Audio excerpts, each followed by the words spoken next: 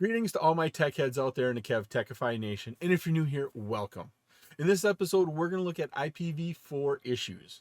We'll be discussing the need for IPv6, Internet of Things, IPv4 and IPv6 coexistence, dual stack, tunneling, and translation. This episode is part of my series on Introduction to Networks for the CCNA. I'm Kevin here at KevTechify. Let's get this adventure started.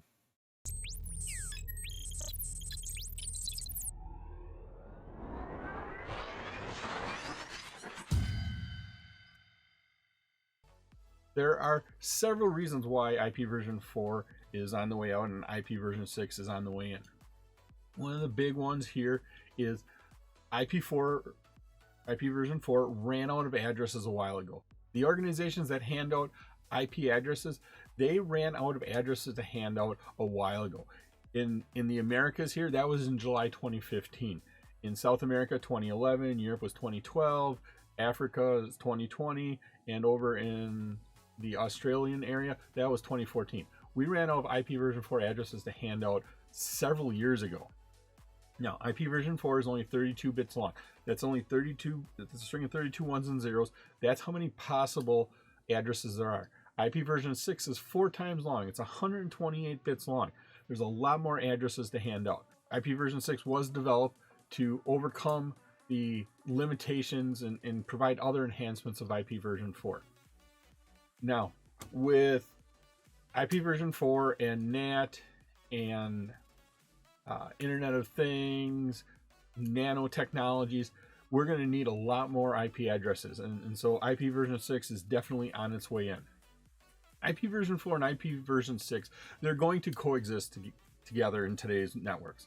We've been working on this transition to go to IP version 6 for probably 10, 15 years already. A lot of companies have been working on this, and it's hard for them to transition over to IP version 4 because they built their entire, or hard to transition over to IP version 6. They built their entire networks on IP version 4. They have everything up and running. There's a couple protocols and tools out there to help us with this transition from IP version 4 to IP version 6. Mainly, there's three categories here. One is dual stack, one is tunneling, one is translation. With dual stack, the device runs IP version 4 and IP version 6 at the same time. This is not an optimum method because it takes a lot of resources to do this, but we can get devices to work on both networks, and we can get both networks and we can get both IP version 4 and IP version 6 up and running at the same time. Tunneling is a way to get IP version 6 over an IP version 4 network. A lot of times companies will use IP version 6 in their locations, but the communications between them is IP version 4. And so what they have to do is they have to tunnel IP version 6 over that IP version 4 WAN network. And finally, we have translation. NAT64, Network Address Translation for the 64-bit, allows IP version 6 enabled devices to communicate with IP version 4 devices. Very similar to a technology of NAT for IP version 4. It was my pleasure to provide you with this wonderful episode on IPv4 issues. If you like this episode and you got value out of it, please click that like button, give a 5-star rating, leave a comment. This all helps me bring you more great content. Please take a minute to subscribe to my channel.